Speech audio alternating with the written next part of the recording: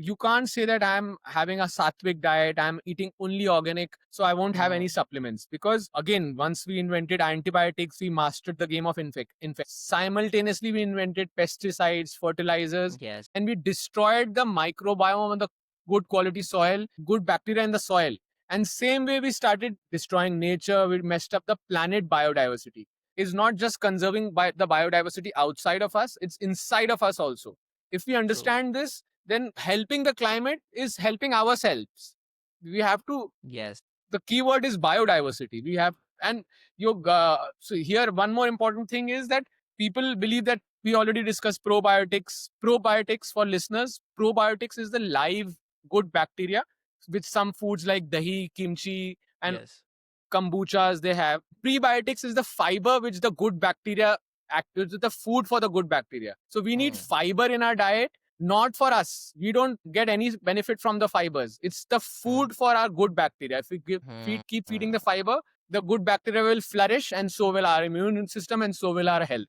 So we Correct. need to understand that. Interesting. And for people to understand more about this gut health, and obviously, I think the first step is to get that test done, gut microbiome test, to understand what actually works for these individuals, and then try to avoid those foods, right?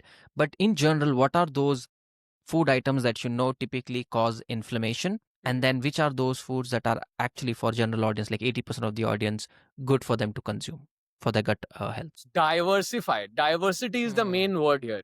So, for example, I'm not saying that curd is great, but most people consume the good bacteria, only 4 to 5 species of good bacteria they consume. Curd has lactobacillus, bifidobacterium, and kombuchas have different kinds of things, different kinds of bacteria. I'm not saying stop eating curd. Please continue eating curd. The key thing is eat more fermented foods, include kanji, the fermented drinks of beetroot, include local seasonal fermented drinks. For example, you can ferment pineapple and get a beautiful drink also. That's called tapache. You can Google Okay. that recipe. And kimchis, then achars, and people, for example, if you leave rice overnight, it has some fermentation happening. Dosas, South Indians are in general healthier than North Indians because of chutneys, because, and even North Indians, they have different chutneys. So whichever season is going on, you have local seasonal chutneys that will diversify your gut.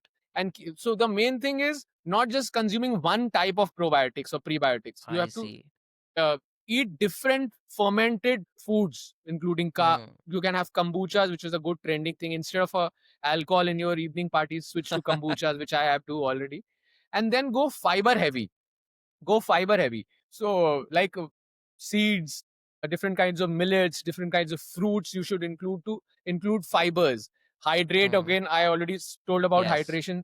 Then movement, all these things play a basic role. The things which should avoid in general for inflammation is, number one is sugar. Oh, Sugar is all bad. All yeah. sugar is bad. And here I will tell that brown sugar, cane sugar, honey, Jaggery? good, Yeah. jaggery, good, they are ultimately sugar, and it is ultimately inflammatory to your body.